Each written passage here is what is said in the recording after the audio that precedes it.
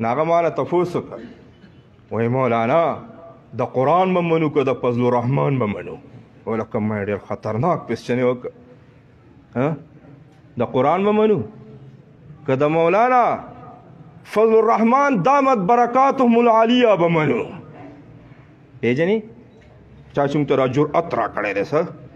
د پګړۍ څه دا نیغ کته موږ ته چا ښودلي دي سترګو کې سترګې کتلو خبرې موږ ته چا ښودلي ده چا دا دغې زړې پګړۍ والا الله دې ژوندی لري ویری ګډ ماشاءالله نو زه هم داسې تشویش کې کړم چې اوس به دته څه ویم یاره جي ما دا قرآن چې ما ته وایي چې منې به نو دا راته فضل الرحمن طریقه ښودلې ده چې څنګه به یې منې د فضل الرحمن نه بغیر قرآن ته رسېده ګران دي د عالم نه بغیر ته حدیث ویلی شي ته په قرآن پوهېږي ته ویلی شي لکه ته چې دا حفظ کې استاد نه بغیر وکړه که نه ته په قرآن پوه شه که نه نو بلې کې د عالم ټچ ضروري دی نو ما یې دغې زړې پګړۍ والا راته د قرآن طریقه ښودلې ده وایي چل دې وکړو که نه هغې دا خیال چې دا به یو سیړ وایي مونږ منطقین مولان یو څه او مولا خو چې چپ شو جو قیامت راغی چې لاجوابه شو بیا دیوبندی نو پوه شه چې اوس په قیامت یې مفتي صاحب داسې ده که نه چا راته وایي یو کس د یاره زمونږ نه دلته ما ته ډېر سبق دی تاسو شي وایي په کوټه کې یو ناستې او ستا پسې خبرې کوي نو مې کوټو کې خو ښځې ناستې ښځې خو خبرې کوي وایي په ځان یې داسې رومیل لا چیلې چې دا داسې دی مړه پرېږده د کوټې پسې مولای میدان ته شه چې پته ولګي څه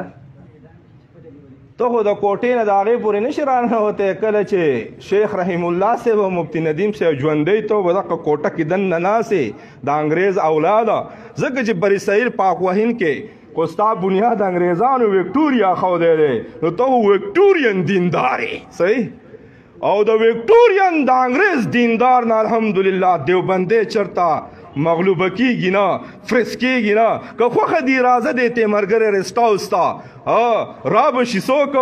پریس کلب والا را به شي ادارو والا زما ډېر خیال ساتي په کلاو میدان به وفلو چې په حق باندې څوک دی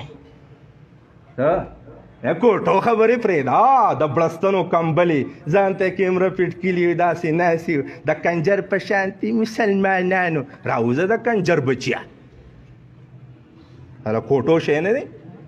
را مخامخ شه چې په میدان یې وفلو صریح په میدان خوند کوي که نه او دیوبندیان همیشه په میدان کې څه دا کوټو والا کار نه کوي څه نو بهرحال خبره مې څه کوله فیصله هغې نه یې مخکې څه کوله اکټیو کوي نه که نه یار خو دومره ډسټرب معاشره ده